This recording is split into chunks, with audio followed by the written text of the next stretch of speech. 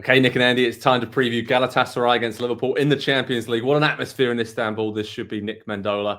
I mean, Galatasaray are the big underdogs. We know that. Liverpool, a bit sloppy recently, but still have enough in the tank to get through this tricky test in Istanbul. What are your thoughts on this game? Because I feel like Galatasaray obviously dominated Turkish football for so long, but just underachieved in Europe for so long now that this doesn't seem as scary a proposition as it was in the past for a team from England to go there and get a result. So should be pretty straightforward, Liverpool, don't you think? I think that's true. I also think that there is enough in the attackers. Again, like the one thing they've done, to have a Sane, to have an Icardi, to have these play Gundogan, right, who are looking at the bright lights.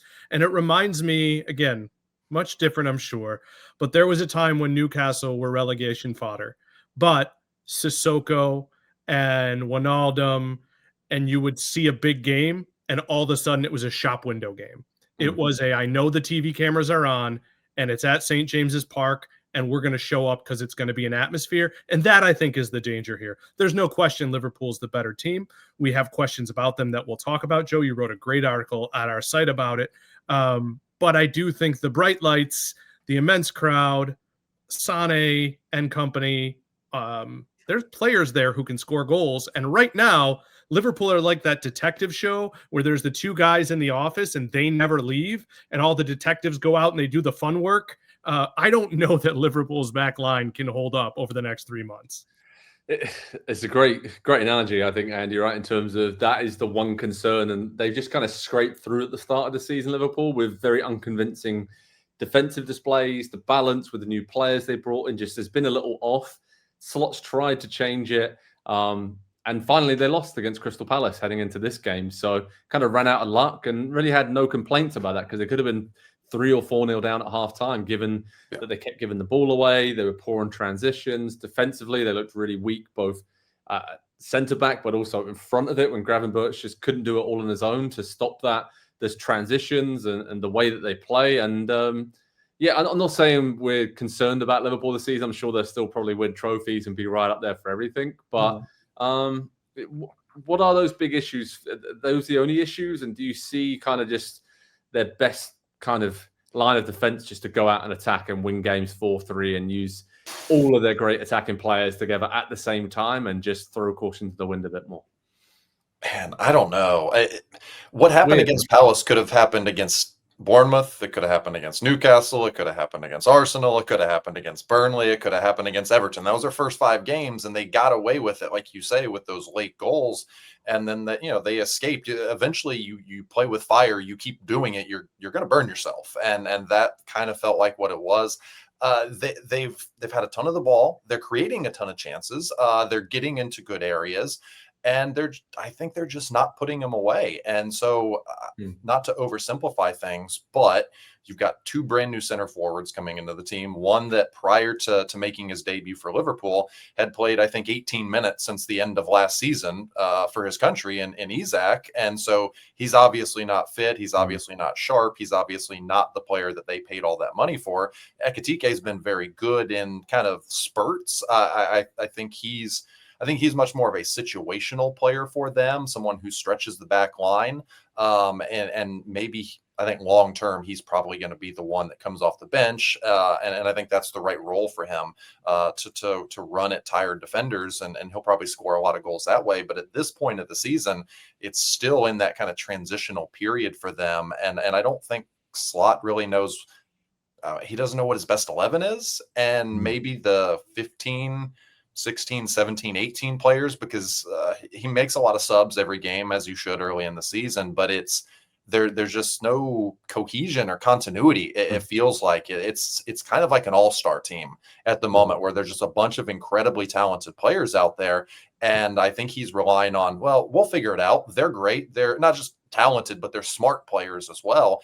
And it just hasn't happened yet. And so either he's going to have to figure that out, or it's just going to click in place at some point down the road. And I kind of lean towards the latter, I think, because obviously great players can figure it out together. And they were so good last year that there is a foundation there that I think a lot of teams don't have. And so, yeah, I like them in this one, but I don't think it's going to be dominant quite yet. Yeah, no, I think something clicked actually in the Palace game in the second half when he made the changes. I think it's not glamorous, but having Curtis Jones alongside Gravenberch just gives you a lot more control and tempo. And they had that for most of the last season, but for whatever reason, kind of gone away from Curtis Jones as that. And I think it's not sexy, but like having him there just to get on the ball and calm things down seems to suit them a bit better. And Florian Wirtz playing as a number 10, the playmaker in a more central role, was much better. He should have scored against Palace, time in his runs.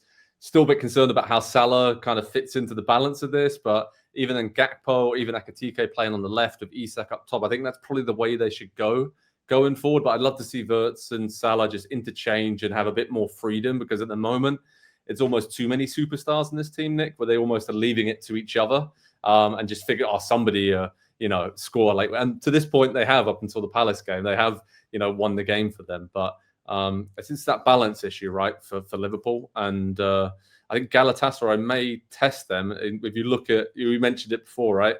Sane, you've got Osimhen just coming back from injury. You've got Mario Icardi, Mario Lemina. You've got so many great sort of players, attacking players, Gundogan, Davinson Sanchez. I can keep going. There's so many good players at Galatasaray that individually could hurt you if you give up these chances that Liverpool have been giving up. So there's enough here, right, Nick, to say, like, if Galatasaray score early, crowd gets crazy as they will be, and it'll be a brilliant atmosphere, then this is going to be a decent test for Liverpool. Yeah, I think what's happened to Liverpool, and I don't want to oversimplify, and it still could happen for him, but they were expecting a lot out of Connor Bradley as their number 2, sometimes number 1 right back. I haven't loved what I've seen from him yet. Yeah. And I think that's one of the reasons that Jones has to play. And also, again, guys, this is going to sound so bad. You know how I feel about Newcastle and Isak and all that. But I think the timing of the transfer and the way it all went down distracted them from maybe what they should have been looking at. And so they're so waiting on, do we make this offer for Isak? You do need another center back, and maybe you need a right back. Maybe it is all at the back right now, which is funny because they have 2 marvelous goalkeepers. Like they have a goalkeeper sitting on the bench, Mamardashvili, who is as well regarded as anybody, but that's not going to bail you out of everything. And I just, the Isak thing, again, he's going to be fantastic. He is a wonderful player. But the time they spent looking at him, there was a lot of stuff going on over here.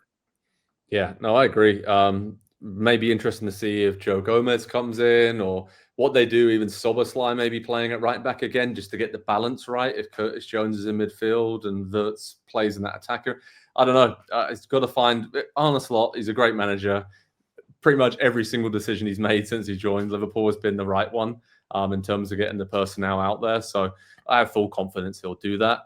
Andy, what do you think he'll do in this game, and how do you think his team will do? Because Galatasaray, it'd be great for European and world football if a Turkish giant was, powerful and competitive in European Champions League games again. Because I've been to games with the national team as a fan and watched the fans celebrate when the Turkish national team have won big games in European championships, and they bring brilliant energy, passion to any stadium and any game. So it would be brilliant to see Galatasaray get a big win, but I can't see it happening, mate. Yeah, nobody adds more to football than the Turkish fans. I think that's probably fair to say. The more that we talked here, and I thought about the way that Slot has been setting them up, I don't like the fullback situation. And Nick was right to point that out.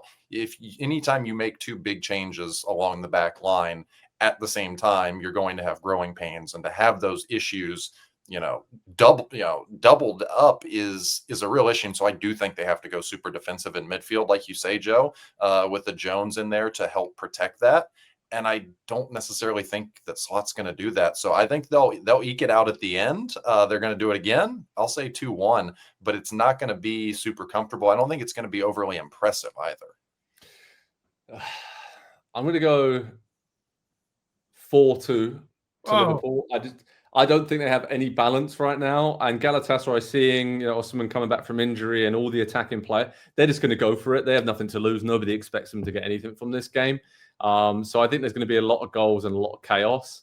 And I think Arne Slot's kind of almost said that early in the season, right? Think about the game against Bournemouth and some of the other games so far. Just kind of embracing being a bit more open and going for it. So it's going to be interesting, though, because Liverpool got Chelsea at the weekend as well. So in terms of how he rotates the team and all the rest of it, especially with a lack of defenders, I'm intrigued to see who puts out there. But I think 4-2 to Liverpool. And Nick, our producer FA, who is in no ways biased against Galatasaray whatsoever as a Fenerbahce fan, is saying 5-1 Liverpool. So are you going along with him? A big win for the Reds? What do you think? Oh, you heard me groan because you can't have a picks part where two guys say 4-2. Like that was my thought. I just think this is one of those games where we're texting each other, oh my goodness, it's 2-2 in the second half, or oh, it's 3-1 Liverpool. Guys, Gala just scored and they pulled with, and it's just what Liverpool does. And I also think Wirtz is long overdue. He's created 10 chances. Only like 15 players in the Premier League have done that this year. He's going to come good. Yeah, I agree. All right, Galatasaray against Liverpool in the Champions League is coming up. Head over to Pro Soccer Talk on NBCSports.com. We'll keep you covered of everything that's going on in Istanbul. It's going to be a great atmosphere. Hopefully, it'll be a great game between these two European giants. Hi there, I'm Rebecca Lowe, studio host of NBC's coverage of the Premier League. Don't forget to hit subscribe to watch more videos all season long. And for even more Premier League content, from original series to live matches, head over to Peacock.